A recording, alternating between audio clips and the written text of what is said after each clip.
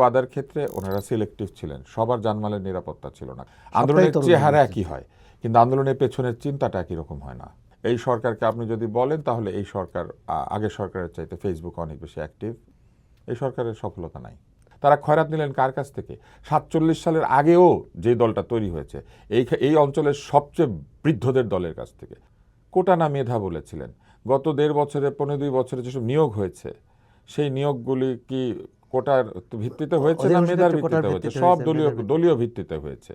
জাতীয় পার্টি যেরকম আওয়ামী লীগের সঙ্গে 30টা সিটের সমঝোতা করত, ঠিক একইভাবে তরুণদের বৃহত্তম দলটি তারা ওই একইভাবে 30 সিটের সমঝোতা করলো। তো নোট অফ ডিসেন্টের জায়গাতেও কিন্তু ভাগবাটোয়ারা হয়েছে।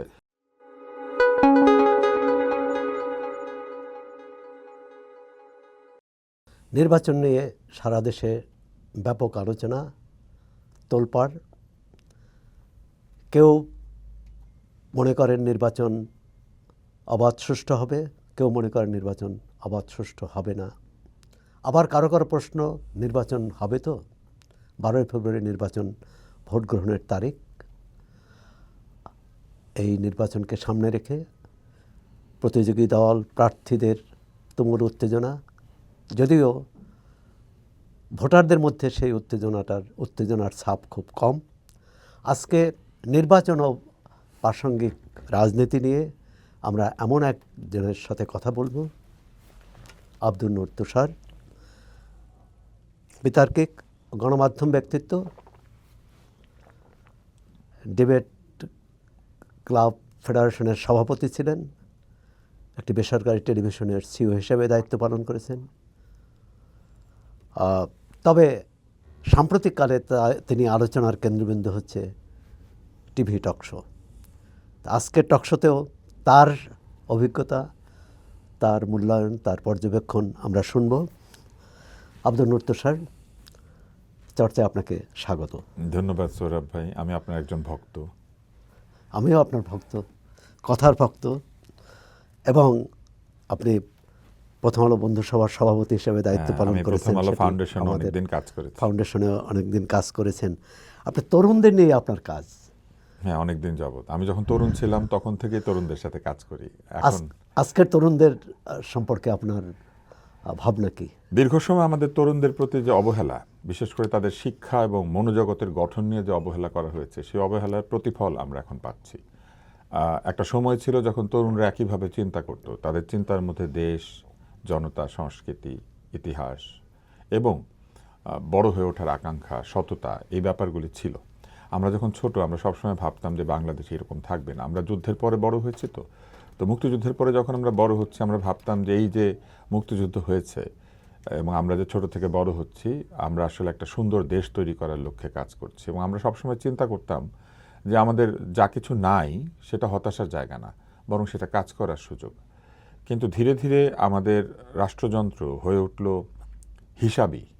আমি এটাকে বলি যে আমরা অ্যাকাউন্টেন্ট হয়ে উঠলাম। আমরা প্রত্যেক দিন হিসাব করতাম আমাদের কত আয় বাড়ে, আয় ব্যয়ের হিসাব। হ্যাঁ, আয় ব্যয়ের হিসাব দিতে শুরু, লাভ লোকসান দিয়ে সবকিছু বিচার করা। তরুণদেরকে আমরা ইকোনমি নিয়ে চিন্তা করতে বেশি উৎসাহ দিলাম। টাকা আয় করতে হবে, আরো টাকা লাগবে, টাকা দিয়ে সব আমরা জয় করে ফেলবো, আমরা সেতু কালভার্টের উপরে যেন ঘুমিয়ে থাকবো, ব্যাপারটা এরকম। কিন্তু এই তরুণরাই তো 24 জুলাই অভ্যুত্থানের নেতৃত্ব দিয়েছে। জুলাই অভ্যুত্থান কিংবা ধরেন 90-এর গণ অভ্যুত্থান কিংবা 71-এর মুক্তিযুদ্ধ অথবা 52-এর ভাষা আন্দোলনের চেহারা একই হয়, কিন্তু আন্দোলনের পেছনের চিন্তাটা একই রকম হয় না। মানুষ একত্রিত হয় বহু রকমের দাবিতে, সব দাবি একই রকম না। এই যে আন্দোলন হয়েছে জুলাইয়ের 24-এ, আপনি লক্ষ্য করলে দেখবেন প্রাথমিক সূত্রপাত এটি ছিল কি নিয়ে? চাকরি নিয়ে, কোটা নিয়ে, অর্থনীতি নিয়ে। বৈষম্য বলতে তারা যেটা বুঝিয়েছিল সেটা হচ্ছে চাকরি ক্ষেত্রে বৈষম্য। সেটাও তো একটা অন্যায়ের বিরুদ্ধে, সেটা একটা অন্যায়। কিন্তু আপনি কি মনে করেন যে শিক্ষাক্ষেত্রে বৈষম্য ছিল না? আপনি কি মনে করেন যে সামাজিক বৈষম্য ছিল না? আপনি কি মনে করেন যে চিন্তার জগতে বৈষম্য তৈরি করা হয় নাই? আমাদের এখানে মুক্ত চিন্তাকে যখন বাধা দেওয়া হয়েছে তখনই তো চিন্তার জগতে বৈষম্য সৃষ্টি করা হয়েছে।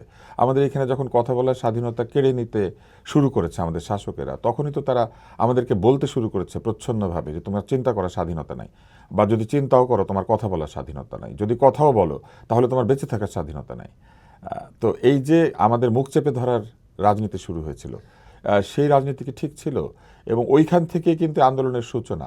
বায়ান্নর ভাষা আন্দোলনের বিষয়টা ছিল কি, রাষ্ট্রকে তারা আপন ভেবেছিল। এই রাষ্ট্র তৈরি হয়েছে 47-এ, তারা ভেবেছিল রাষ্ট্র সমান আচরণ করবে, কিন্তু যখন ভাষার অধিকার কেড়ে নিতে চাইলো, কোন ভাষার অধিকার? ভাষার রাষ্ট্রীয় অধিকার, অর্থাৎ সম্মান। এমন নয় যে আমরা বাংলা বলা ভুলে যেতাম, কিন্তু বাংলাকে তার রাষ্ট্রীয় কাজকর্ম থেকে বাদ দেওয়ার সূচনা করা মানে হচ্ছে আমাদের এইখানে আমাদেরকে আরেকটি ভাষা শিখতে প্রচ্ছন্নভাবে বাধ্য করা, যে তুমি আর এখন থেকে বাংলা লিখলে কাজ হবে না, তোমাকে অন্য ভাষায় লিখতে হবে, কারণ সরকার এই ভাষা বোঝে না। জুলাই অভ্যুত্থান তো একটি আকাঙ্ক্ষা তৈরি করেছিলেন জনমনে, সেই আজকে কিন্তু এই 17 মাস পর সেই আকাঙ্ক্ষা। জুলাইয়ের কোটা কি নিয়েছিল? জুলাইয়ের কোটা ছিল সরকারি চাকরির কোটা। এটা তো এমন না যে আপনাকে ব্যবসা করতে বাধা দেওয়া হয়েছিল বা কিছু। সবাই যেন সরকারি চাকরি চায় এবং সরকারি চাকরির কোটা যেন বাংলাদেশকে ধ্বংস করে দিচ্ছে। কারণ কি জানেন? সেই কোটা বিরোধী আন্দোলন তো সরকার বিরোধী আন্দোলনে এটা হলো আন্দোলনে পরিণত হলো, এবং তারা একটি স্বৈরাচারী সরকারকে, মানে জবরদখলকারী যে সরকার ছিল, 3 বার একতরফা ভোটের মাধ্যমে, জবরদস্তি ভোটের মাধ্যমে সেই সরকারকে তারা বিতাড়িত করলো। তাহলে জনগণের মধ্যে আকাঙ্ক্ষাটা তার শুধু কোটার মধ্যে, চাকরির মধ্যে সীমাবদ্ধ থাকলো না, গণতন্ত্রের মুখে গণতন্ত্রায়নের ব্যাখ্যা করছেন। আমার ব্যাখ্যাটা সেরকম না।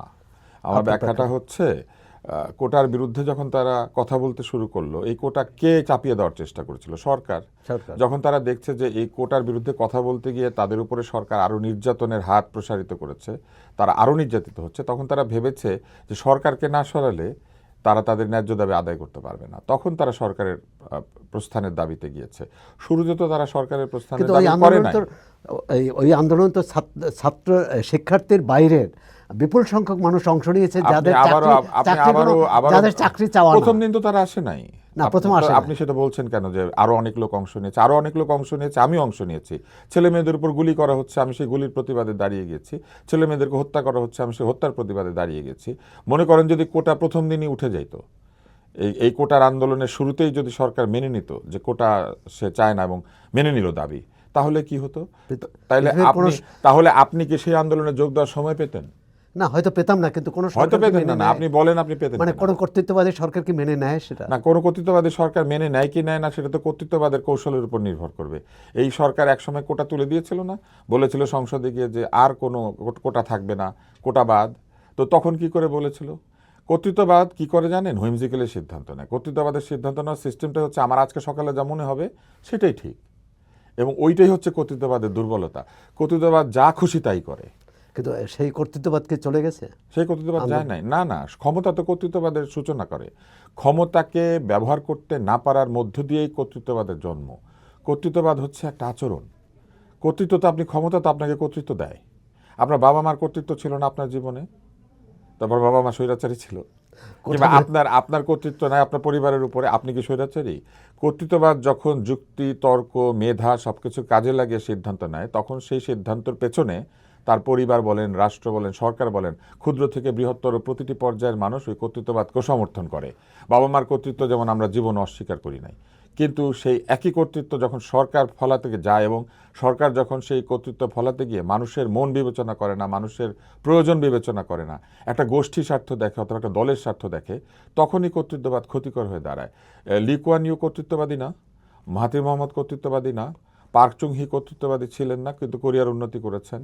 দ্য গল কর্তৃত্ববাদী না, তাহলে দ্য গল ভয়ঙ্কর কর্তৃত্ববাদী ছিল। অনেক তো বলবেন যে বিগত যে বাংলাদেশে যে কর্তৃত্ববাদী সরকার ছিল তারাও দেশের উন্নয়ন করেছে। না, উন্নয়ন তো বাড়িঘরের উন্নয়ন না, উন্নয়ন হচ্ছে মানবিক উন্নয়ন। উন্নয়ন হবে আপনার মনের। আপনি সেতু বানালেন, সেই সেতুর উপরে গিয়ে একদল লোক টিকটক করে, আরেকদল লোক শুয়ে পড়ে, আরেকদল লোক নাচে। আপনি নিজে সেতু বানিয়ে সেই সেতুর উপরে অন্যকে বললেন ছবি তোলা যাবে না, আপনি নিচে দাঁড়িয়ে পরিবার সহ ছবি তুলতে শুরু করলেন।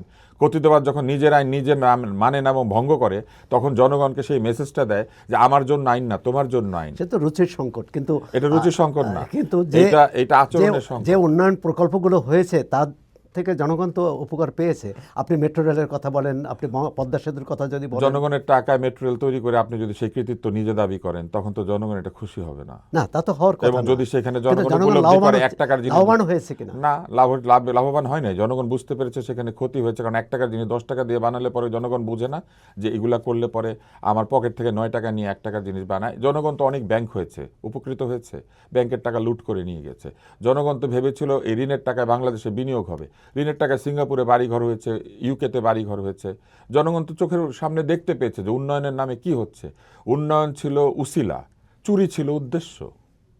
পরিবর্তনটা কতটা হলো? পরিবর্তন হয়নি। কেন হলো না? পরিবর্তন হয়নি কারণ পরবর্তী সরকার গণতান্ত্রিকভাবে পরিচালিত হয়নি। গণতন্ত্রই হচ্ছে উন্নয়নের শর্ত। এই সরকার তো সর্বশ্রেণী পেশার মানুষের আকাঙ্ক্ষার অনুযায়ী সরকার গঠিত হয়েছে। আপনি মনে করেন এটা সর্বশ্রেণী পেশার আকাঙ্ক্ষা অনুযায়ী হয়েছে? মোটেও না। সরকার দাবি করে। না, সরকার তো দাবি করবে। কোন সরকার দাবি করেছে সে আকাঙ্ক্ষার বাইরে? সবচেয়ে বেশি জনগণের সরকার হিসেবে দাবি করেছে বিতাড়িত আওয়ামী লীগ সরকার। কিন্তু তারা তো জনগণের মতামতের তোয়াক্কা করে না। আপনি দিনের পর দিন কলাম লিখেছেন, আমি আপনার কলামের একজন ভক্ত। সেই কলামের মধ্যে আপনি কত অভিযোগ করেছেন, এমনকি আপনি নির্বাচনের পরেই কলাম লিখেছেন নির্বাচন ঠিক হয় নাই। তো আপনি কি মনে করেন তারা শুনেছিল? শুনে নাই তো।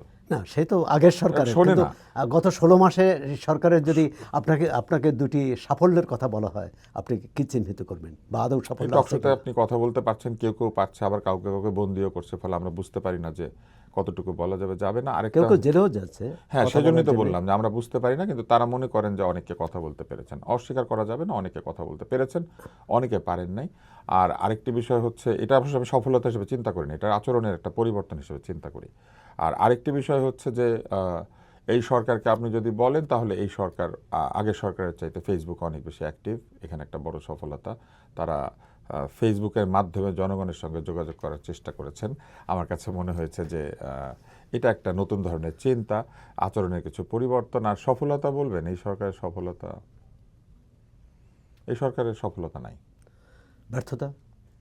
সফল হতে না পারাটা একটা ব্যর্থতা, কারণ এই সরকারের সফলতা কোথায় ছিল? তারপরে যদি আমি আপনাকে আপনাকে বলি, এই সরকারের দুটি ব্যর্থতা কোনো ব্যর্থতা সফলতার নাম বলে। অগ্রাধিকার না, দেওয়া আমি একটা হয়, দুইটা আপনি করে- কোনটাকে বলবেন? একটা দুইটা করে বলতে না, পারবো না। যেমন নিরাপত্তা, জনগণের না নিরাপত্তা। না, আমি আসি আপনাকে বলি, একটা সরকারের দায়িত্ব কি?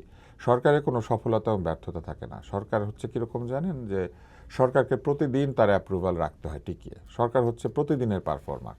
আপনি গত 10 বছর খুব ভালো চালিয়েছেন, 11তম বছরে আপনি নির্যাতন করছেন, মানুষ আগের 10 বছর ভুলে যাবে, এটাই নিয়ম। সরকারকে প্রতিদিন তার অ্যাপ্রুভাল রাখতে হয়। তো জনগণের সঙ্গে এই সরকারের ওয়াদা কী ছিল? জনগণের সঙ্গে সরকারের ওয়াদা ছিল আগের চাইতে ভালো হবে, ভালোভাবে দেশ চালানো। ভালোভাবে দেশ চালাবেন, আগের চাইতে সবকিছুই আগের চাইতে ভালো হবে, একটা আমরা উপলব্ধি করব। তো কোন কোন জায়গাতে মোটা দাগে সরকার কাজ করতে পারতো? একটি হচ্ছে দ্রুত গণতান্ত্রিক ব্যবস্থা ফিরিয়ে এনে, এটা দ্রুততার সাথে আসে নাই। এখনও মানুষ নির্বাচন নিয়ে সংশয় প্রকাশ করে। তার মানে হচ্ছে গণতান্ত্রিক ব্যবস্থা এরা ফেরত দিতে পারবেন কি পারবেন না, এটা নিয়ে মানুষের মনে এখনও আস্থা নাই। দ্বিতীয় সেটি হচ্ছে এই সরকার জানমালের নিরাপত্তা, এটা সকল সরকারের ওয়াদা। সেই ওয়াদার ক্ষেত্রে ওনারা সিলেক্টিভ ছিলেন, সবার জানমালের নিরাপত্তা ছিল না, কারো ছিল কারো ছিল না। তারপরে তৃতীয় বিষয়টি হচ্ছে অর্থনৈতিক খাতে একটা বড় উন্নয়ন, কিছুটা শৃঙ্খলা ফিরে এসেছে, এটা হচ্ছে সরকারের একটা সাফল্য। ব্যাংকিং খাতে, ব্যাংকিং খাত ছাড়াও কিছুটা সফলতা ফিরে এসেছে। ব্যাংকিং খাত ছাড়াও কিছু কিছু জায়গাতে আগের চাইতে কিছু নিয়ম নীতি প্রযুক্ত হয়েছে, কিছু কিছু জায়গায় সফলতা এসেছে। যেমন মূলধনী বিনিয়োগ না হওয়ার কারণে রিজার্ভ বেড়ে গিয়েছে, এবং গত সরকারের মতোই তারা রিজার্ভের পরিমাণকে উন্নয়নের একটা শর্ত হিসেবে দেখাচ্ছেন, যেটা আসলে যারা অর্থনীতি বোঝেন, বিনিয়োগ না বাড়া তো যারা দেশের অধোগতি, দেশের উন্নতি নয়। যারা অর্থনীতি বোঝেন তারা এই ক্ষেত্রে একটা ফাঁকি খুঁজে পাবেন। কিন্তু সাধারণ মানুষ মনে করে রিজার্ভ বাড়া মানেই আমার অনেক টাকা আছে। সাধারণ মানুষ কিন্তু এটা বোঝে না যে অর্থ ব্যবহার করার মধ্যে একটি সরকারের দক্ষতা, অর্থ জমিয়ে রাখার মধ্যে না। তো এরপরে আসি, দ্বিতীয় যেটি তারা উন্নতি করতে পেরেছেন সেটি হচ্ছে ব্যাংকিং খাতে প্রচুর লুটপাট হচ্ছিল, সেটা কিছুটা কমেছে। একেবারে যে কমেছে তা আমি বলবো না। আগে যারা লুটপাট করতো তারা পালিয়ে গিয়েছে, কিছু ছোটখাটো লুটপাট এবার হয়েছে, কিন্তু সেটা হয়তো সামনে প্রকাশিত হবে, এখন প্রকাশিত হচ্ছে। পাচার হওয়া অর্থ ফেরত আনা গেছে। পাচার হওয়া অর্থ তারা ফেরত আনতে পারেন নাই, তারা বলেছিলেন পাচার হওয়া অর্থ আসলে এত সহজে ফেরত আনা যায় না। যখন একটা অর্থ পাচার হয়ে যায়, সেই অর্থটা ওই দেশের অর্থনীতির মধ্যে ঢুকে গিয়েছে, আপনি সেটাকে ফেরত আনতে গেলে যে ধরনের প্রক্রিয়া করতে হবে এটা অনেক দীর্ঘমেয়াদী, এবং দেখা গিয়েছে সাধারণত পাচার হওয়া অর্থ ফেরত আসে না। এই যে লিবিয়াতে যে স্বৈরশাসনের পতন হয়েছিল, মার্কিন যুক্তরাষ্ট্র থেকে লিবিয়া কিন্তু তার জমানো টাকা ফেরত পায় নাই। তো এরকম বহু দেশে সরকারের পতন হয়েছে, তাদের সরকারি টাকাও ফেরত আসে নাই। আপনি অর্থনীতির ক্ষেত্রে সরকার সাফল্যের কথা বলেছিলেন, কিন্তু গতকালই যে তথ্য আমরা পেলাম সেটি হচ্ছে যে এই প্রথম 54 বছরে বাংলাদেশের রাজস্ব আয়ের চেয়ে রাজস্ব ব্যয় বেড়েছে। রাজস্ব আয়ের পুরো হিসাবটা করতে হবে আয়কর আদায় হয়ে যাওয়ার পরে, এবং একটা ষান্মাসিক প্রতিবেদন বের হয়ে যাওয়ার পরে। আয়কর দেওয়ার যে ব্যক্তি শ্রেণীর আয়করদাতা এবং কোম্পানি আয়করদাতাদের টাইম এখনো ফুরিয়ে যায়নি, জানুয়ারি মাসের শেষে ফুরবে, তারপর একটা মানে হিসাব করা যাবে যে কতটুকু রাজস্ব আয় হয়েছে। তবে রাজস্ব আয়ের চেয়ে রাজস্ব ব্যয় বেশি হয়েছে এইটা হওয়াটা অস্বাভাবিক কিছু না, কেননা আপনি দেখবেন যে আমদানি কমে গিয়েছে, রপ্তানি আগের জায়গাতেই আছে, কিন্তু রপ্তানি ডলারে কি সেটা বলা হচ্ছে না, বলা হচ্ছে টাকায়। তো ডলারের মানে টাকার অবমূল্যায়নের কারণে টাকায় আমাদের রপ্তানি আয় বাড়লেও ডলারে কতটুকু বেড়েছে আমার জানা নাই, হয়তো এটা তথ্য আছে। আর এর বাইরে যেটি ঘটেছে সেটি হচ্ছে অভ্যন্তরীণ বিনিয়োগ নাই যেহেতু, তাই ট্যাক্স ভ্যাট কালেকশন এটা কমে যাওয়ার কথা। বিশেষ করে মানুষের কেনাকাটার ক্ষমতা যদি কমে যায় তাহলে ভ্যাটের পরিমাণ কমে যাওয়াটা খুবই আপনি এক সময় হাইপার টেনশন সেন্টারে কাজ স্বাভাবিক। পেশাগত কাজ করেছেন হাইপার টেনশন সেন্টারে। এটা যদি আর একটু পরিসরটা বাড়িয়ে বলি যে বাংলাদেশ কোন হাইপার টেনশনে আছে এখন? আচ্ছা, হাইপার টেনশন শব্দটা নিয়ে মানুষের একটা ভুল ধারণা আছে। হাইপার টেনশন মানে উচ্চ রক্তচাপ। তো বাংলাদেশ আসলে উচ্চ রক্তচাপে নাই, বাংলাদেশ তো নিম্ন রক্তচাপে আছে। এই জন্য যে রক্তচাপ বাড়া মানে হচ্ছে আপনার রক্ত আপনার শরীরের উপরে চাপ সৃষ্টি করছে। রক্ত খুবই প্রয়োজনীয় একটি বিষয়। তো আমরা যদি অর্থনীতিকে ধরে নেই বাংলাদেশের একটি প্রয়োজনীয় বিষয়, অথবা আইন শৃঙ্খলা পরিস্থিতিকে ধরে নেই একটি প্রয়োজনীয় বিষয়, তাহলে এইসব ক্ষেত্রে বাংলাদেশ তো নিম্ন অবস্থানে রয়েছে। তাই বাংলাদেশের এখন উচ্চ রক্তচাপ নয়, নিম্ন রক্তচাপ, রক্তহীনতা, রক্তশূন্যতা তৈরি হচ্ছে। আর হাইপার টেনশন মানে হাই ব্লাড প্রেশার। মানুষ মনে করে হাইপার টেনশন, টেনশন শব্দটাকে আমরা স্ট্রেসের সাথে ব্যবহার করি, কিন্তু টেনশন হচ্ছে চাপ আর স্ট্রেস হচ্ছে মানসিক অভিঘাত বা শারীরিক অভিঘাত। 12ই ফেব্রুয়ারির নির্বাচন, 12ই ফেব্রুয়ারি নির্বাচন তো হবে বলে সবাই বলেছেন। 12ই ফেব্রুয়ারি আসতে খুব বেশি দেরি না, এক মাসেরও কম সময়। 20 তারিখের পর থেকে পূর্ণোদ্যমে প্রচারণা শুরু হয়ে যাবে। তো 12ই ফেব্রুয়ারি নির্বাচন নিয়ে মানুষের মনে এখনো সংশয় আছে। এই সংশয়ের একাধিক পয়েন্ট আছে। যেমন একটি হচ্ছে, অনেকে মনে করেন নির্বাচন হবে কিন্তু নির্বাচনে আগের মতোই হয়তো কিছু বানানো জায়গা থাকবে, অর্থাৎ কিছু লোককে পাশ করিয়ে আনার একটা চেষ্টা থাকবে, অনেকে এটা মনে করেন। এনসিপি নেতা আরেকটা আসিফ মাহমুদ সজীব ভুঁইয়া বলেছেন যে আগামী 12ই ফেব্রুয়ারি নির্বাচন অতীতের 3 নির্বাচনের দিকে ধাবিত হচ্ছে। ওনার কথায় পরে আসি।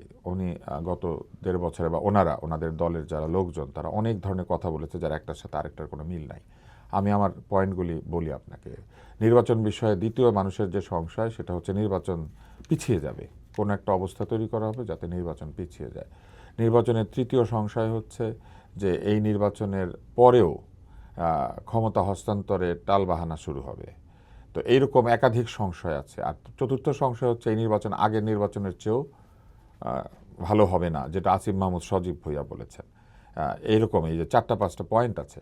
তো এই পয়েন্টের মধ্যে আপনি আসিফ মাহমুদ সজীব ভুঁইয়াকে যেহেতু উল্লেখ করলেন, আমি তাদের কিছু মতামতের কথা বলি। একটি হচ্ছে তারাই এই সরকারের অংশ ছিলেন, ফলে এই সরকারের অধীনে যদি নিরপেক্ষ গ্রহণযোগ্য নির্বাচন না হয় তাহলে এর দায়িত্ব আসিফ মাহমুদ সজীব ভুঁইয়া এড়াতে পারবেন না, কারণ উনি একেবারে তফসিল ঘোষণার আগের দিন পর্যন্ত উপদেষ্টা ছিলেন। উনি বাধ্য হয়ে পদত্যাগ করেছেন। যদি তফসিল ঘোষণার পরেও উনি থাকতে পারতেন তাহলে উনি থাকতেন। উনি নির্বাচন করবেন হয়তো সেই জন্যই পদত্যাগ করেছেন, অথবা এই যে নির্বাচনী প্রক্রিয়ায় যুক্ত হবেন যেটা এখন তিনি যুক্ত হয়েছেন সেই জন্য তিনি পদত্যাগ করেছেন।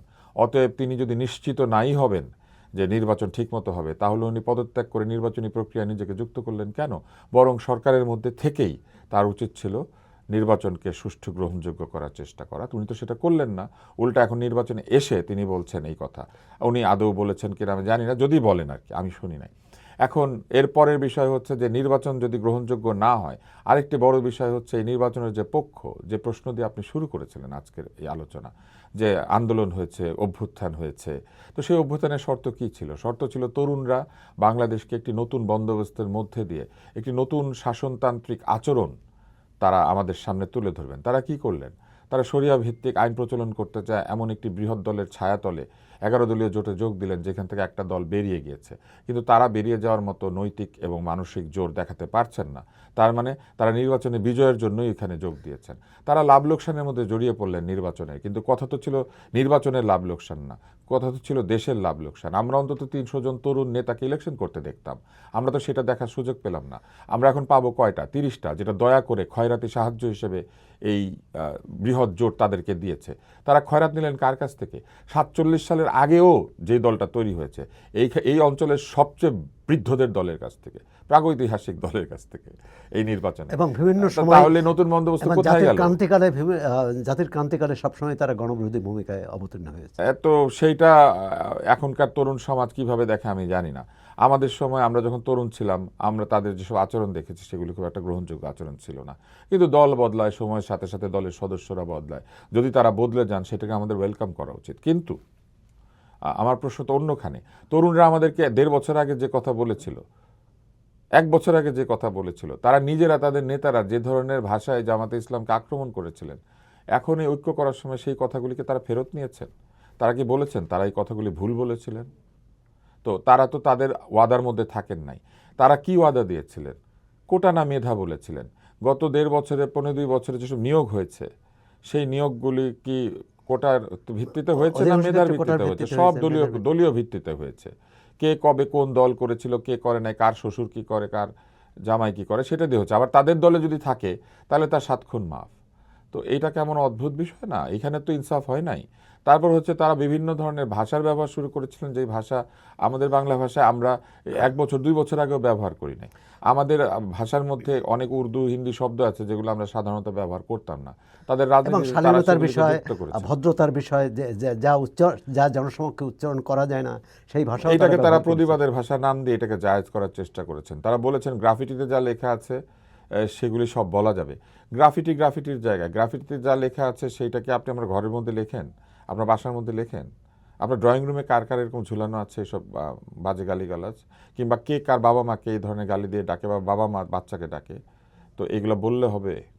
হ্যাঁ, তো তবে সব জুলাই যোদ্ধাদের তো এই দায়ে অভিযুক্ত করা যাবে না, যেহেতু তাদের একাংশ কিন্তু এই জামাত ইসলামী বা জামাত ইসলামের সঙ্গে ঐক্য করার প্রতিবাদ জানিয়ে তারা আরেকটি সংগঠন করেছে, প্ল্যাটফর্ম করেছে। সব জুলাই যোদ্ধাকে তো কেউ দায়ী করে নাই। কিন্তু আপনি যদি বলেন কোন দলেরই কি সবাইকে দায়ী করা যায়? সবাইকে দায়ী করা যায় না। আমরা দলের সমালোচনা করি কখন? দলের দায়ী তো করা গেল যে আওয়ামী লীগ তো নির্বাচন প্রক্রিয়া থেকে। আমি আমার যুক্তিটা শেষ করি নাই সোহরাব ভাই। দলকে আমরা দায়ী করি কেন? দলকে দায়ী করি যখন দলের নেতৃবৃন্দ কোনো বক্তব্য দেন, আমরা ধরে নেই এই বক্তব্যের পেছনে দলের সবার সমর্থন আছে। তো আওয়ামী লীগকে দায়ী করা হয়েছে যে প্রক্রিয়াতে দায়ী করা হয়েছে, সেই একই প্রক্রিয়াতেই এদেরকেও দায়ী করা যায়। কারণ তাদের নেতৃবৃন্দ যেসব কথা বলছেন সেটা দিয়েই বিবেচনাটা হবে। তো যে কারণে আওয়ামী লীগ দোষী, সে একই কারণে তারাও দোষী হয়ে যাবেন। কারণ প্রসেসটা বদলাতে হবে। তারা তো বলবেন যে তাদের হাতে রক্তের দাগ নেই। রক্তের দাগ আওয়ামী লীগের হাতে আছে। রক্তের দাগের বিচার হবে, বিচার হতে হবে। যার যার হাতে রক্তের দাগ রয়েছে প্রমাণিত হলেই দেশের আইন অনুযায়ী সেটার বিচার হবে। কোনো রক্তের দাগই বিচার ছাড়া যেতে দেওয়া যাবে না। কিন্তু 5ই আগস্ট থেকে 31শে আগস্ট পর্যন্ত যে ইনডেমনিটি দেওয়া হয়েছে, সেই ইনডেমনিটিতে কার হাতে রক্তের দাগ, এই প্রশ্ন যদি কেউ করে বসে, এটা কিন্তু ভবিষ্যতে একটি কঠিন প্রশ্ন হয়ে দাঁড়াবে। ভবিষ্যতে প্রশ্ন আসবেই, ভবিষ্যতে আসবে কি আসবে না আমি জানি না। কিন্তু আমাদের কাজ কি? আমরা যারা গণমাধ্যমে কাজ করেছি দীর্ঘদিন, বিশেষ করে আমার মতো লোক, আমি ঝুঁকি নিয়ে গণমাধ্যমে কাজ করেছি। আমি সহজেই চিকিৎসা করে কোটি টাকার মালিক হতে পারতাম। আমি সহজেই চিকিৎসা করে বাংলাদেশে আমি সরকারি চাকরি করতাম। কোনো না কোনো পদ্ধতিতে কারো না কারো দোসর হয়ে আমি হয় ড্যাব, নাহলে সচিব, না হলে অন্য কোনো দলে যোগ দিয়ে আমি হয় আগে না হলে এখন প্রফেসর হতে পারতাম। একসাথে 3টা প্রমোশন নিতে পারতাম। আমি কিন্তু ঝুঁকি নিয়ে এই গণমাধ্যমে কাজ করেছি। আমি ঝুঁকি নিয়ে তরুণদের জন্য কাজ করেছি। আমি আমার ক্যারিয়ারকে বিবেচনা করে নিয়ে আমি ভেবেছি আমার সামনে যে কাজ সেইটাই আমার কাজ, এবং আমি ভালো কাজটা করার চেষ্টা করেছি, যেটা প্রয়োজন মনে করেছি সেটা করেছি। আপনি ভালো কাজ করার চেষ্টা করেছেন, তরুণদের উদ্বুদ্ধ করার চেষ্টা আমি উদ্বুদ্ধ করার চেষ্টা করেছি। কিন্তু দেখেন আজকে এই প্রসঙ্গটা কেন আসলো? যখন এই যে আমরা যখন সতর্ক করে দিচ্ছি, সতর্কতা বা সতর্ক বাণীটাকেও বিবেচনা করা হচ্ছে এটা যেন এক ধরনের সমালোচনা। এটা সমালোচনা নয়, এটা হচ্ছে সতর্ক করে দেওয়া যে আমাদের কি করা উচিত এবং কি করা উচিত নয়।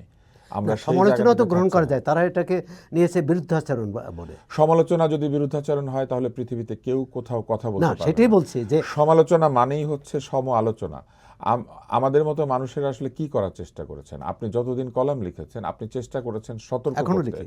হ্যাঁ, আপনি সতর্ক করতে চেষ্টা করেছেন, এখনো সতর্ক করার চেষ্টাই করছেন। এইখানে ব্যক্তিগত কোনো প্রাপ্তির জায়গা নাই। ব্যক্তিগত প্রাপ্তির জায়গা থাকলে এই কলাম না লিখে এই আলোচনাগুলি দলীয় ফোরামে গিয়ে সেক্রেটারিয়েটের টেবিলে বসে মন্ত্রী মিনিস্টারের সাথে খাতির করে এগুলি করার কথা ছিল। মানুষ যখন প্রকাশ্যে কোনো কিছু বলে তখন সেটা ব্যক্তি স্বার্থে বলে না। কিন্তু আমরা লক্ষ্য করলাম যে প্রকাশ্য কথাবার্তাও ব্যক্তি স্বার্থে রূপান্তরিত হয়েছে। যাকে আপনারা বললেন যে তাদের রাজনীতি ঠিক নাই, যাদেরকে আপনারা বললেন, আমি পরিষ্কার শুনেছি যে ৭১-এর রক্তের দাগ এবং ২৪-এর রক্তের দাগ একই রকম, তারা বলেছেন যে কোনো গণহত্যাকারী বিচারের আওতার বাইরে থাকবে না। কিন্তু যখন তারা রাজনৈতিক আঁতাত করেন, সমঝোতা করেন, তখন আমরা দেখলাম তাদের নিজেদের কথা তারা বিস্তৃত হয়েছেন। এই জায়গাতেই হচ্ছে হতাশার জায়গা, যে হতাশার জায়গাটি নিয়ে আমরা কথা বলছি। আজকে ৩০০ আসনে প্রার্থী দেওয়ার কথা তারা বলেছিলেন। তারা এমনও বলেছিলেন যে ৩০০ আসনে প্রার্থী দিলে বহু বড় দল তাদের সামনে দাঁড়াতে পারবে না। তারা এমনও বলেছিলেন বিএনপি যেখান থেকে উৎপত্তি হয়েছে সেখানেই বিনাশ হবে, এরকম কথাও তারা বলেছিলেন। বিভিন্ন দলকে তারা সমালোচনা করেছেন। আমরা তখন ভেবেছি নতুন কিছু একটা আমরা পাবো, কিন্তু আমরা কি পেলাম? জাতীয় পার্টি যেরকম আওয়ামী লীগের সঙ্গে ৩০টা সিটের সমঝোতা করত, ঠিক একইভাবে তরুণদের বৃহত্তম দলটি তারা ওই একইভাবে ৩০ সিটের সমঝোতা করলো।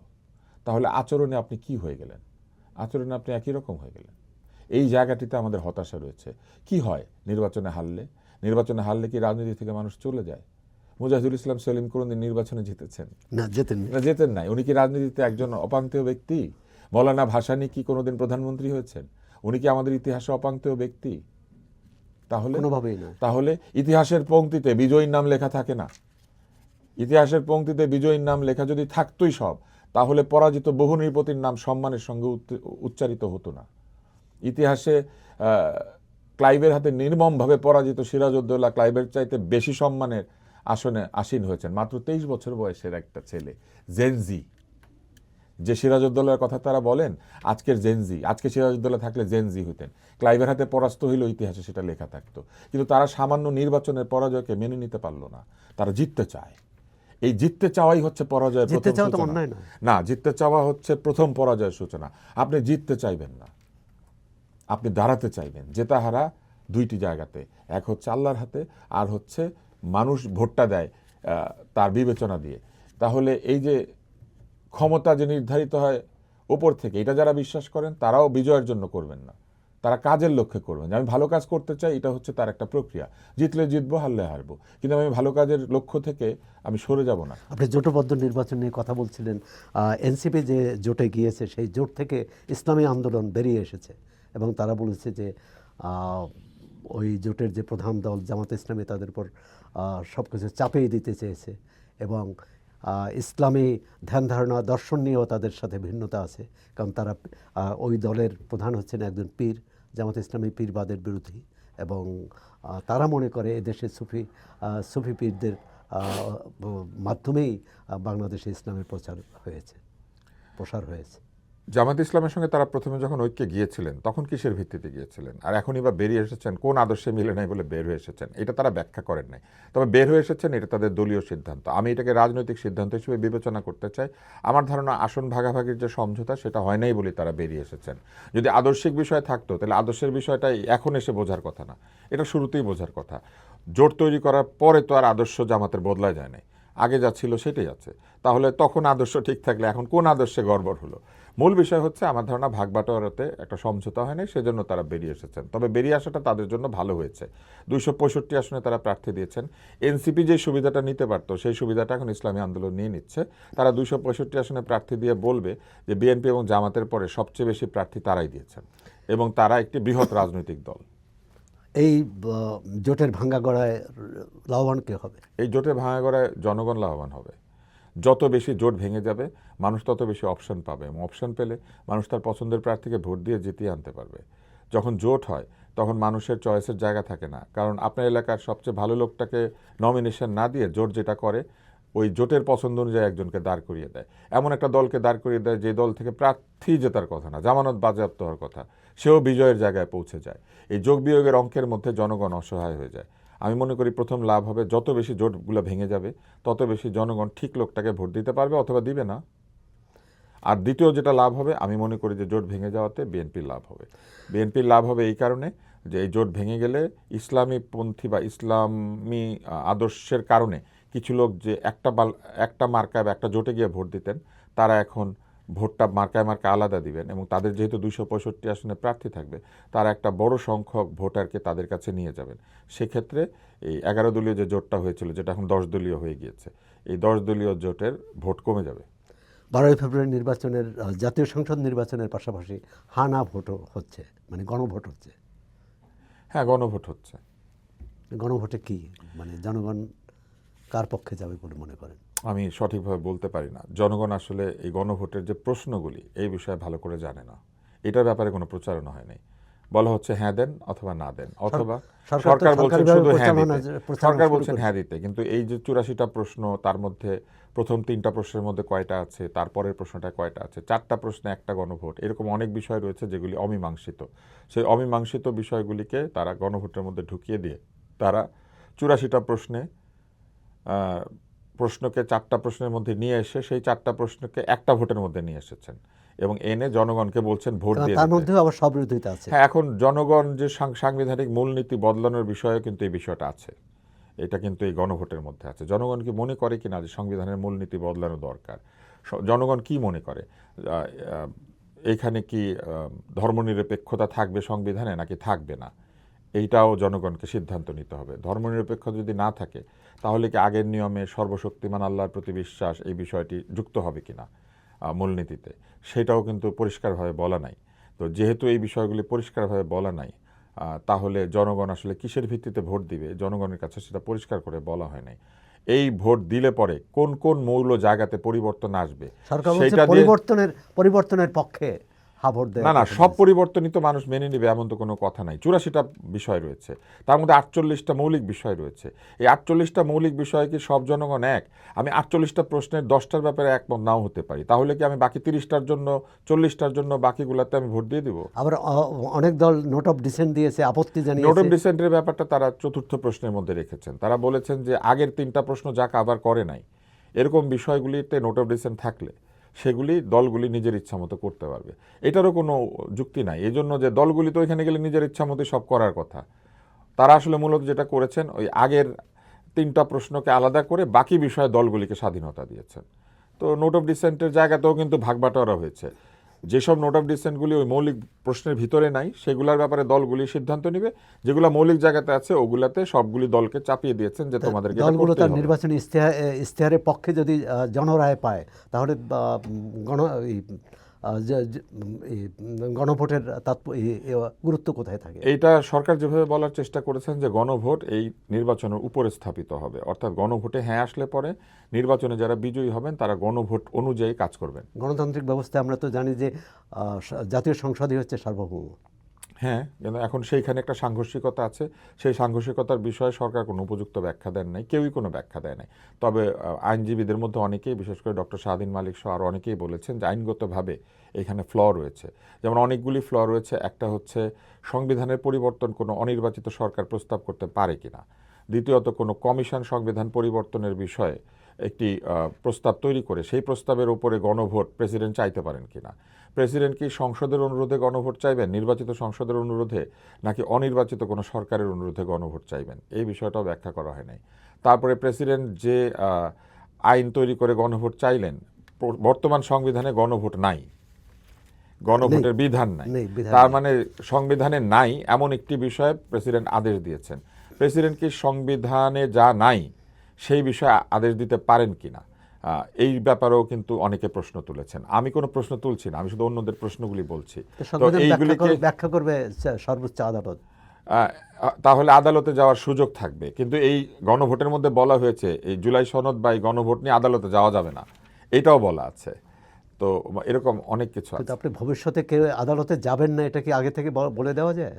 এটা তো ওনারা বলতে পারবেন কি যায় এবং কি যায় না। এটা নিয়ে সবচেয়ে ভালো উত্তর দিয়েছিলেন আমার মনে আছে বর্তমান সরকারের প্রেস সচিব। আমি একটা অদ্ভুত ব্যাপার লক্ষ্য করেছি যে আমাদের সরকারের প্রায় বিরাট একটা অংশ মতামত উনিই দিয়েছেন, ওনার মুখ থেকে এসেছে। তো উনি সেইখানে একটা অনুষ্ঠানে যমুনা টিভিতে আমার মনে আছে বলেছিলেন যে ওনারা যা ইচ্ছা তাই করতে পারেন, ওনাদের ম্যান্ডেট আছে, তো ওনারা যা ইচ্ছা তাই করতে পারেন। এটা তো অতীতে রাজনৈতিক সরকারও এই ধরনের কথাবার্তা বলতেন। এবং হ্যাঁ, বলতেন। নিজেদের অন্যায়কে জায়েজ করতেন। হ্যাঁ, বলতেন যেমন আমি একাধিকবার বিভিন্ন জায়গাতে এরকম বক্তব্য এসেছে, আমরা দেখতে পেয়েছি। যেমন আপনি যেসব উপদেষ্টাদের কথা বললেন, তরুণ উপদেষ্টা, তাদের মধ্যে অনেকে একাধিক রকম স্ট্যাটাস দিয়েছেন, ফেসবুকে কথা বলেছেন, বক্তৃতায় শব্দ ব্যবহার করেছেন, যেগুলি পরে আমরা দেখেছি যে ঠিক ব্যাখ্যা করা যায় না। জুলাই অভ্যুত্থানের 17 মাস পর দায় মুক্তির বিধান সামনে আনা হয়েছে এবং এটাও হয়তো অধ্যাদেশ হয়ে যাবে। তা আপনি এটা কি দেখছেন? দায় মুক্তি সরকার প্রয়োজন দেয়, কেন? দায় মুক্তি দেয় যারা সরকার, যারা দায় মুক্তি বিপ্লব দেয় করে না। অভ্যুত্থানে জয়ী হয় তাদেরকে দায় মুক্তি দেওয়ার প্রয়োজন হয়। 90-এর গণ অভ্যুত্থানে যারা জয়ী হয়েছে তাদের দায় মুক্তির প্রয়োজন হয়নি। অপরাধের 71-এর মুক্তিযুদ্ধে যারা জয়ী হয়েছে তাদেরও দায় মুক্তির প্রয়োজন হয়নি। অপরাধের দায় মুক্তি দরকার হয়। আপনি যদি ন্যায়ের পক্ষে থাকেন তাহলে দায় বলে তো কিছু নাই। ফলে কোনটা ন্যায় এবং কোনটা অন্যায় সেটা আদালতে গেলেই বিচার পাওয়া যায়। কেউ যদি বলেও আপনার ন্যায় কাজটা অন্যায়, সে যদি আদালতে গিয়ে বিচার দেয় যে আপনি অন্যায় করেছেন, আদালত বলবে না আপনি ন্যায় করেছেন। কিন্তু যদি আপনি ব্ল্যাঙ্কেট দায় মুক্তি দেন তাহলে একটা সুযোগ থেকে যায় যে বহু অন্যায় এই দায় মুক্তির সুযোগে পার পেয়ে যেতে পারে। যেমন অগ্নিসংযোগ, লুটপাট, বাড়ি ঘরে হামলা, বা বেআইনিভাবে কাউকে হত্যা করা বিচারবিহীনভাবে, এইগুলি তো অপরাধ। গুম খুন বেআইনিভাবে হত্যা করা এটা অপরাধ না? তাহলে এই ধরনের অপরাধগুলি কি দায় মুক্তি পাবে কিনা, এটা একটা নৈতিক প্রশ্ন। এবং কোনো অপরাধ পাওয়া উচিত কিনা, কোনো অপরাধী কি দায় মুক্তি পেতে পারে কিনা, এটা একটা নৈতিক প্রশ্ন। এই নৈতিক প্রশ্নের সমাধান আসার কথা নৈতিকভাবে, কিন্তু এই সমাধান এসেছে রাজনৈতিকভাবে। রাজনীতি আর নীতি এক নয়। তাহলে নীতির আগে রাজ শব্দটা বসাতে হতো না। তো রাজনৈতিকভাবে যে দায় মুক্তিগুলি দেওয়া হয়, এই দায় মুক্তিগুলি বিভিন্ন সময় প্রশ্নবিদ্ধ হয়। 50 বছর পর, 100 বছর পরও প্রশ্নবিদ্ধ হতে পারে। আমরা দেখেছি পিনোচেটের মৃতদেহ উত্তোলন করা হয়েছিল। তো এরকম ঘটে কিন্তু। বঙ্গবন্ধু হত্যা 1975 সালের 15ই আগস্ট বঙ্গবন্ধু এমনকি হত্যার পর কঙ্কালকে ফাঁসি দেওয়ার ঘটনা আমরা দেখেছি পৃথিবীর ইতিহাসে। বঙ্গবন্ধু হত্যার পর পরে যে সরকার এসেছিল তারা কিন্তু দায় মুক্তি দিয়েছিল যে অভ্যুত্থানের ওই 15ই আগস্টের ঘটনার কোনো বিচার করা হ্যাঁ, যাবে না, মোশতাকের সরকার ইনডেমনিটি আদেশটা দিয়েছিল, জারি কিন্তু করেছে। পরবর্তীকালে তো সেটা টেকেনি। এই যে টেকে নাই, এটার জন্য আওয়ামী লীগকে ক্ষমতায় আসতে হয়েছে। আমাদের বাংলাদেশের সবচেয়ে বড় ট্র্যাজেডি এইটাই। নীতি প্রযুক্ত করতে গেলে নিজের দলকে ক্ষমতায় আনতে হয়। নীতি তো দল নিরপেক্ষ হওয়ার কথা, নীতি সবার বেলা এক হওয়ার কথা, কিন্তু নীতির জায়গাটা দলীয়ভাবে আমরা নির্ধারণ করি। এই যে দলীয়ভাবে নির্ধারিত হওয়ার কারণে নীতি, আইন, সংসদ সবকিছুই দলীয়ভাবে এখন নির্ধারণ করা হয়। যদি নৈতিকভাবে জিনিসটা হতো, আমি অনেক খুশি হতাম যদি এরকম সময়ে ইনডেমনিটিগুলো উঠে যাইতো যখন কিনা ওই ব্যক্তি বা ওই রাজনৈতিক পক্ষের লোক ক্ষমতায় নাই। কিন্তু আমরা কখনো সেই উদারতা আমাদের রাজনীতিতে দেখি নাই। আমরা কখনো সুবিচার নিশ্চিত করার ক্ষেত্রে দলগুলিকে নিরপেক্ষ আচরণ করতে দেখি নাই। আমরা সবসময় দেখেছি দলের জন্য একরকম আইন আর দলের বিরুদ্ধে আরেক রকম আইন। 12ই ফেব্রুয়ারি নির্বাচনে তো সব দল অংশ নিতে পারছে না, সব ভোটার কি অংশ নেবে বলে মনে করেন? ভোটারদের স্বাধীনতা আছে, তারা এসে ভোট দিতে পারেন। তারা যদি রাজনৈতিক বিবেচনায় মনে করেন যে কাউকে জিতিয়ে দিলে তাদের দলের লাভ, তাহলে তারা এসে ভোট দিতে পারেন। অথবা তারা যদি মনে করেন যে এই ভোটে অংশ নিলে পরে একজন ভালো মানুষকে জিতিয়ে আনলে তাদের এলাকার লাভ, তারা আসতে পারেন। ভোট তো ব্যক্তির সিদ্ধান্ত, ভোট দলীয় সিদ্ধান্ত না। দলের কর্মী যারা, তাদের বেলায় হয়তো দলের সিদ্ধান্ত বড় হবে, কিন্তু সবাই তো দলের কর্মী না। কোনো দলেরই 10%-এর বেশি সমর্থক আসলে হতে পারে না কর্মী। এটা অসম্ভব, পৃথিবীর কোথাও নাই। তো চায়নাতে থাকতে পারে, সোভিয়েত রাশিয়া থাকতে পারে, কারণ সেখানে বাধ্যতামূলকভাবে সোভিয়েত রাশিয়া তো লোকজন এখন দলের নাই, শব্দ, এখন হ্যাঁ মানে সেখানে ও অন্য থাকতে পারে, ব্যবস্থা। হ্যাঁ থাকতে পারে। কিন্তু সাধারণ গণতান্ত্রিক দেশে যেখানে পুঁজিবাদী ব্যবস্থা আর আছে, দলীয় সমর্থকদের ভোটে কোনো দল জয়ী হতে পারে না, শুধু আহ, শুধু দলীয় দলীয় সমর্থকদের ভোটে। সমর্থকদের ভোটে কোনো কোনো জায়গায় হতে পারে। যেমন ধরেন কোনো কোনো জেলা আছে যেখানে প্রায় সকলেই দলীয় সমর্থক, সেসব জায়গায় লোকে জিতে যায়। কিছু দেখবেন ফিক্সড আসন আছে, বগুড়া, নোয়াখালী, গোপালগঞ্জ, বরিশাল, কিছু ফিক্সড আসন আছে। ওই ফিক্সড আসনে আমরা জানি কারা, কোন দল সাধারণত জিতে। সেটা তার পুরো তো বাংলাদেশের ওই ক্ষেত্রে ওই প্রযোজ্য। ওই এলাকাতে সব লোকই মনে করেন সমর্থক এবং তারা ভোট দেয়, না হলে তো এটা হয় না। আগামী নির্বাচনে আওয়ামী লীগ কিন্তু সমর্থকরা কি করবে? কিন্তু আওয়ামী লীগের আমার কাছে ভোটাররা। মনে হয় যে সাধারণ ভোটার যারা, এমনকি দলের সমর্থকও যারা, তারা আসলে ভোট দেওয়ার সময় নিজেরা সিদ্ধান্ত নেন দিবেন কি দিবেন না। এর কারণ হচ্ছে আওয়ামী লীগের যে বিতর্কিত নির্বাচনগুলি আপনি দেখবেন সেখানে ভোটের পার্সেন্টেজ তারা বাড়াতে পারছিল না। তো কোথায় তাদের সমর্থকরা এসে ভোট দিচ্ছিল না, তারা এটার সঙ্গে ছিল না। আপনি বলছেন যে সাধারণ সমর্থক বা ভোটাররা তারা ভোট কেন্দ্রে যাবে স্বাধীনভাবে, মানে তাদের যদি যেতে দেয় আর কি। স্বেচ্ছায় সেই পরিবেশ কতটা সেই সরকার পরিবেশ রক্ষা আমরা করতে ভোটের আগে ছাড়া বুঝতে পারবো না, ভোটের 1-2 দিন আগে বুঝতে পারবো যে তাদেরকে যেতে দেওয়া হচ্ছে নাকি হচ্ছে না, বা কোথাও বাধা দেওয়া হচ্ছে কি হচ্ছে না, এটা আগে থেকে বলা কঠিন। এই মুহূর্তে নির্বাচনের পরিবেশ এই মুহূর্তে কতটা নির্বাচনের আছে? পরিবেশ খুবই নিরুত্তাপ, নির্ঝঞ্ঝাট। কারা প্রার্থী আমরা ভালো করে সেটাও জানি না। আমার এলাকার প্রার্থী আমি 2জনকে মানে চিনেছি প্রচার প্রচারণার মধ্যে দিয়ে, এর আগে আমাদের এলাকায় তাদেরকে কোনোদিন দেখি নাই।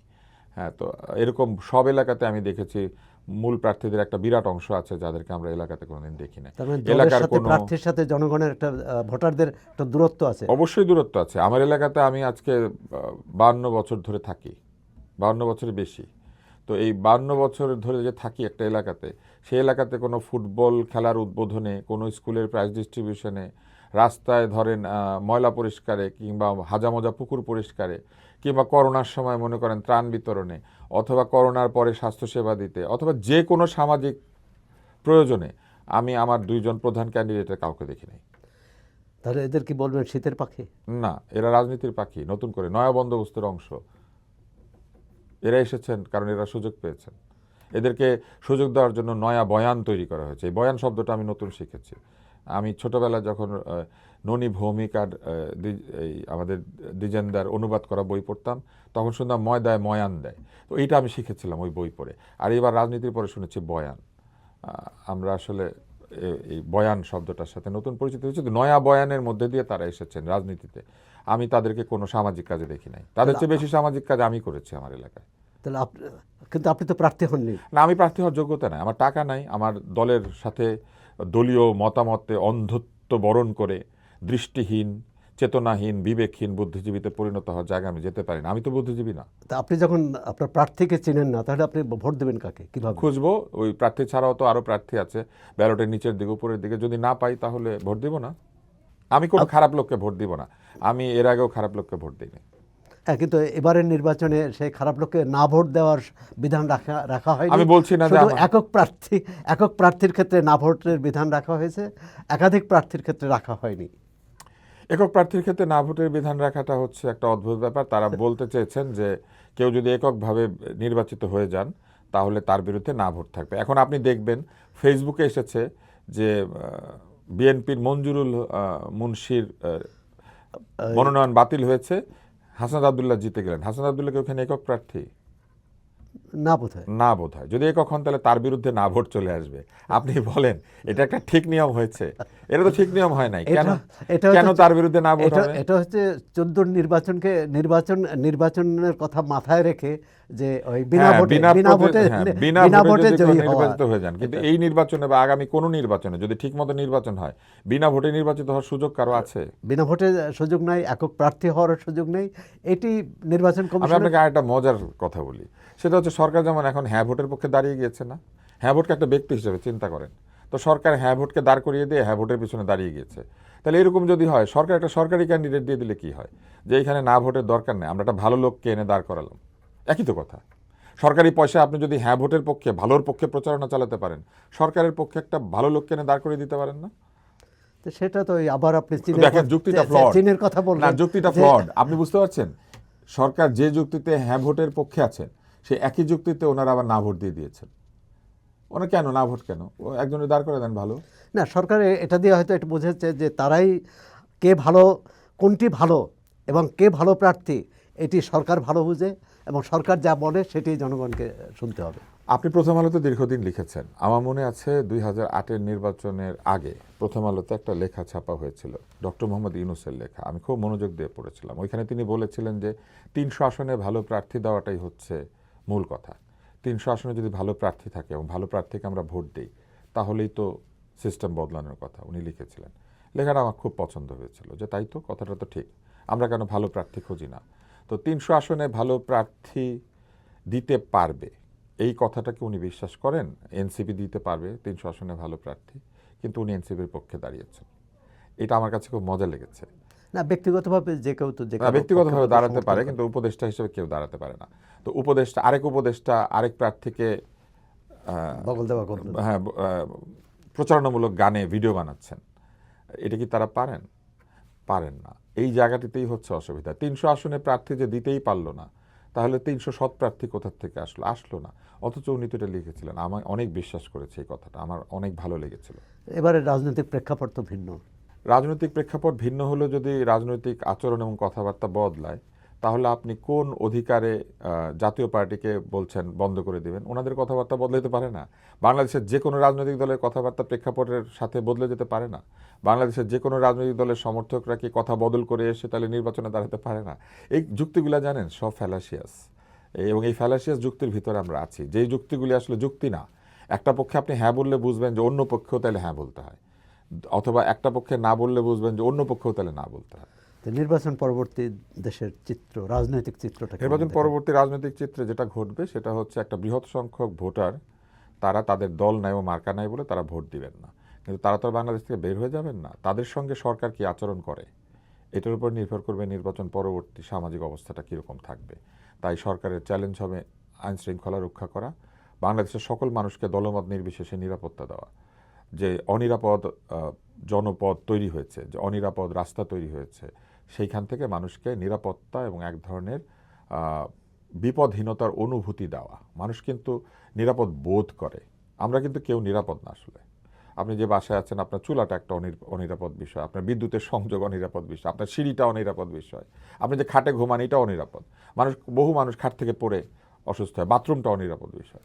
আমরা এগুলোকে সবসময় নিরাপদ রাখার চেষ্টার মধ্যে থাকি, আমাদের ঘরের ভিতরেও। ঠিক একইভাবে বাংলাদেশটাকেও নিরাপদ রাখার কাজ হচ্ছে সরকারের। সরকার যদি অনুভূতিটা দিতে পারেন যে আমাদের লোকজন নিরাপদ, কোর্টে গেলে বিচার পাবে, পুলিশের কাছে গেলে নিরপেক্ষ আচরণ পাবে, ন্যায় তাকে প্রোটেকশন দেবে, এবং যে মজলুম, যে জুলুমের শিকার, যে অত্যাচারের শিকার, সে অত্যাচারিত সবসময় রাষ্ট্রের কাছে অধিকতর নিরাপদ থাকবে, যার পয়সা আছে, ক্ষমতা আছে, বংশ আছে, তাদের কাছ থেকে। আজকে আলোচনা এখানেই ইতি টানছি। এতক্ষণ আমরা কথা বললাম গণমাধ্যম ব্যক্তিত্ব, বিশিষ্ট তার্কিক আব্দুল নূর তুষারের সঙ্গে।